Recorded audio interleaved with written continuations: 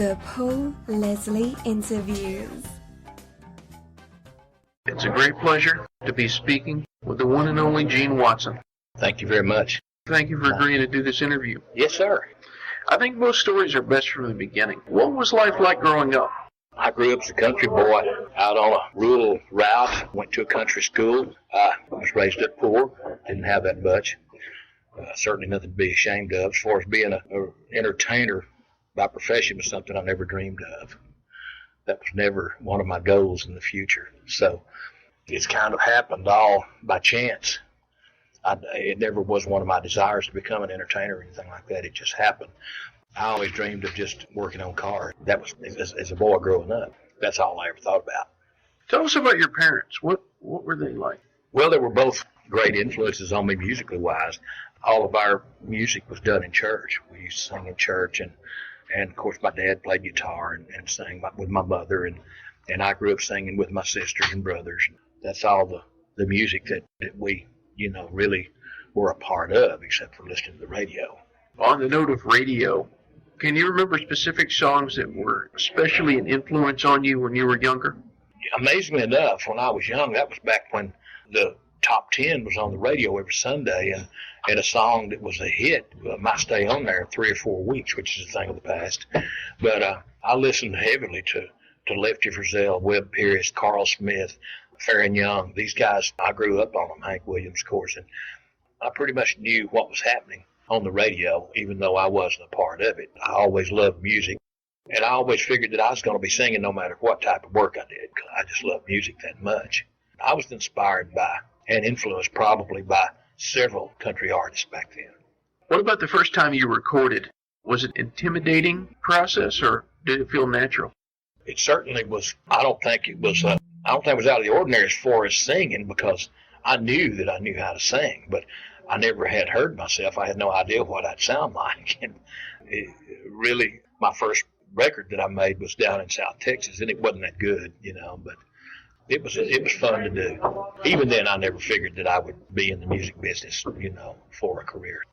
There have been so many singers who have cited you as their favorite singer, from young ones to more classic. Has there ever been one that was the biggest compliment to you? Yeah, probably Marty Robbins probably complimented me as good as anybody could, because early on in my career, we worked a few shows together, and he was doing an interview with WSM Radio in Nashville, and they sent me a copy, and I was just not only overwhelmed but embarrassed the way he talked about me, and I didn't know that he thought that much of my singing, but he was telling them at that time that I might very well be the next Hank Williams.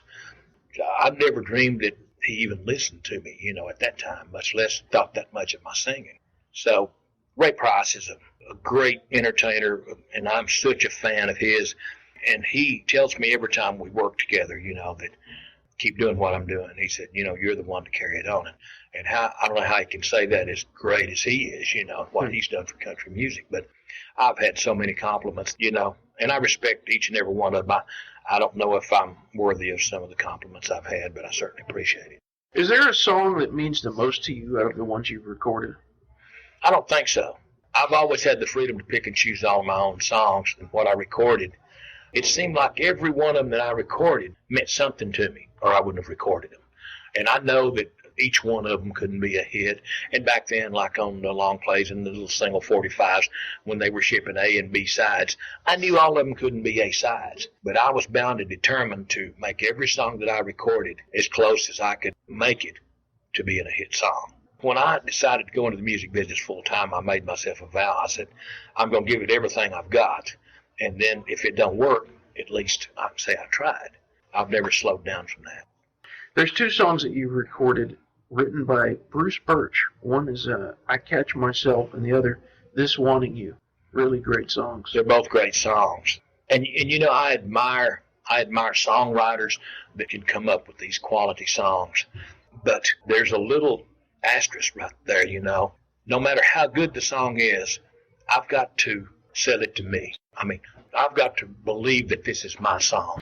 I've turned down some big songs from big writers because I didn't think they were the songs for me. So I'm thankful for songs like that, because that's who I am. One that you kind of like rewrote was Pick the Wildwood Flower.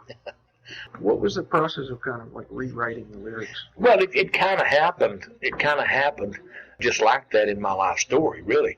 I come from a small town, and I couldn't wait to get 16 or grow up or 17 and go out on my own. So I left the little northeast town of Paris and moved to Dallas, the big city of Dallas, and started looking for work there. And, yeah, I mean, I wasn't satisfied with that. So I moved, of course, on to the Houston area. That's the way the song was written. Joe Allen wrote the song, and he used different places geographically and a different name. He said Jody, and I changed it to fit me, and so I used my first name, which was Gary. Instead of going to Denver, I went to Houston. So I just kind of altered it around, strictly in the studio, you know. But when I heard the song, I said, I've got to record that. That's my life story. So that's how that came to be. The legendary George Jones has asked you to sing with him at his last concert. I feel extremely flattered.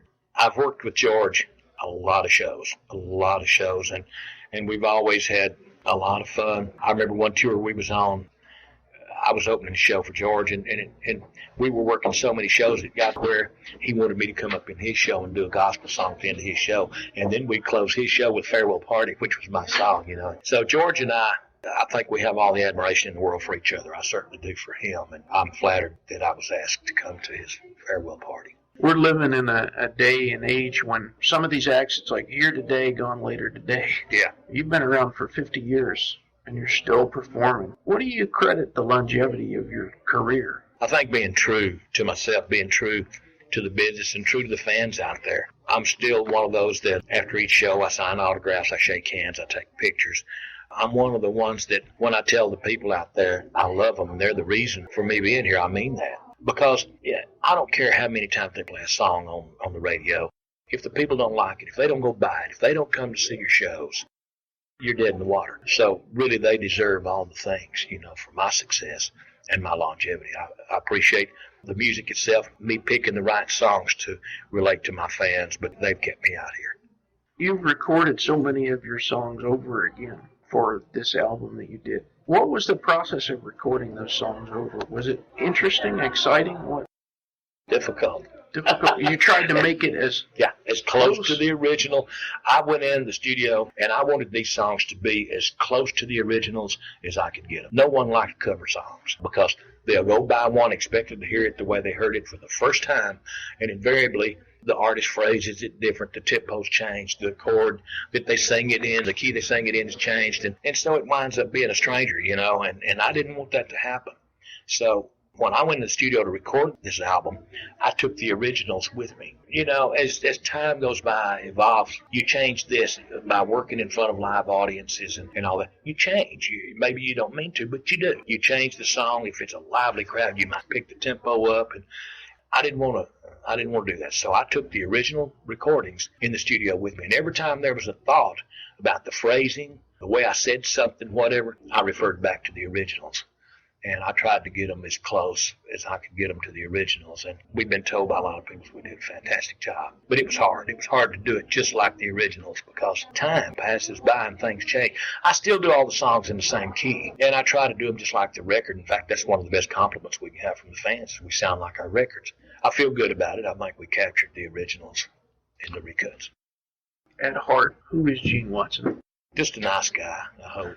You know, I'm no better or worse than whoever I'm talking to. I made up my mind years ago that I didn't care nothing about being a superstar per se, as far as a one-hit wonder.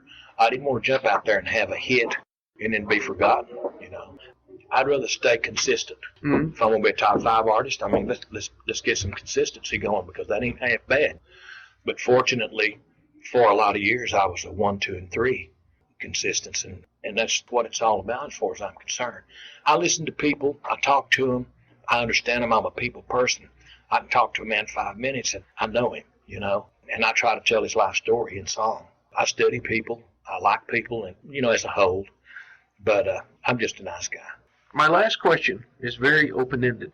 For anyone who listens to this interview, wherever they are, what would you say to them? Good to see you. How you doing? You know, that's a perfect intro to a conversation. And I've always said a lot of times, I hope I always have time to stop whatever I'm doing and shake a man's hand.